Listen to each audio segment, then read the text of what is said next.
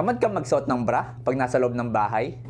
Congrats, kasi posibleng mas healthy ka. Sa dibdib po ng babae, meron tayong tinatawag na Cooper's ligaments. Mga connective tissues po yan dito para masuportahan yung structure ng dibdib. At ang pagsusuot po ng bra ay napipigilan yung stretch tsaka yung stress na nabibigay sa Cooper's ligaments. So overall, ang pagsusuot ng bra ay nakakasuporta para sa structure ng dibdib mo. Kaso lang, sa init ng panahon dito sa Pinas at dahil sa texture ng mga bra, pwede pong maipon yung init at yung moisture, lalo na dito sa inframammary folds or yung sa tiklop sa ilalim ng dibdib. At pag naipon ng mga pawis dyan at yung init, pwede yun mag-cause ng skin irritation. Pwede ka makaramdam ng pangate, paumulan ng balat, or kung meron kang diabetes or kung ano-ano pang sakit, pwede ka magkaroon ng fungal infection. Malaking tulong po ang pagsusot ng bra, lalo na kung physically active ka. Kung medyo malaki yung dibdib mo kasi syempre mabigat yan. O kaya naman kung bagong opera ka sa dibdib. Pero kung di ka komportable na